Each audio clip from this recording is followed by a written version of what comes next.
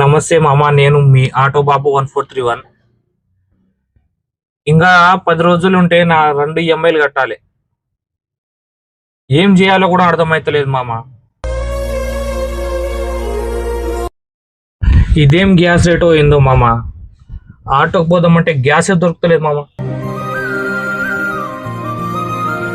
దీనమ్మ gas rate వచ్చేసి 90 రూపాయలు అయినా మనకి ఎవరు పట్టించుకుంటలేడు మామ. నాకైతే ఆటో అమ్మేసి ఎడిగిన వెళ్ళిపోవాలని అయితే అనిపిస్తుంది మామ.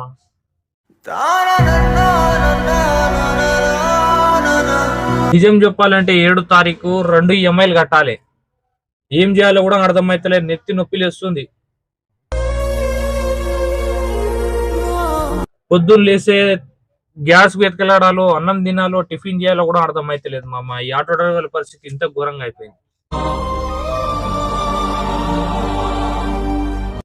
పొద్దున్న లేచినామనుకో గ్యాస్ బంక్ చుట్టే తెల్లారిపోతుంది. ఆటో డ్రైవర్లు కంటిన్యూ నిద్రపోయిన రోజులు అవుతుందో కూడా అర్థమైతలేదు.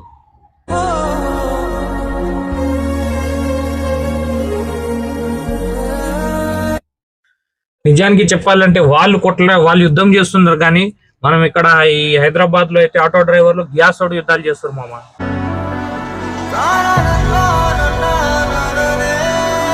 పొద్దున్న లేచిదనుకో గ్యాస్ బంకుల చుట్టూ తిరుగుతుర్రు. పొద్దున్న లేసి పొద్దున సాయంత్రం మధ్యాహ్నం తేడా లేకుండా గ్యాస్ బంకుల్లోనే పండుకుంటారు.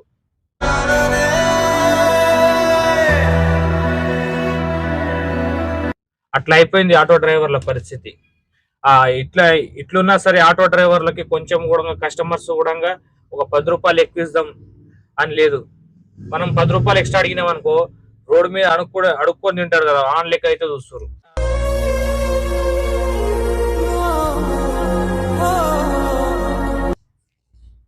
నాకైతే మస్తు గలీజ్ అనిపిస్తుంది. అట్లా అయితే మన ఆటో డ్రైవర్ల పరిస్థితి అంటే ఇట్లా అయిపోయింది. ఏం చేయాలో కూడా నాకైతే అర్థమైతలేదు. నా 2 ఈఎంఐలు అయితే కట్టాలి.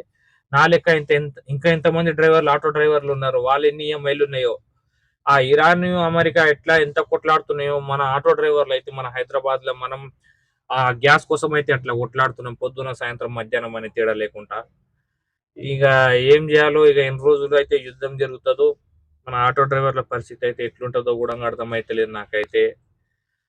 పొద్దున లేచి నైట్ 10-11 గంటల నుంచి వెతకలాడిన గ్యాస్ అయితే ఏడా దొరకలే మామ.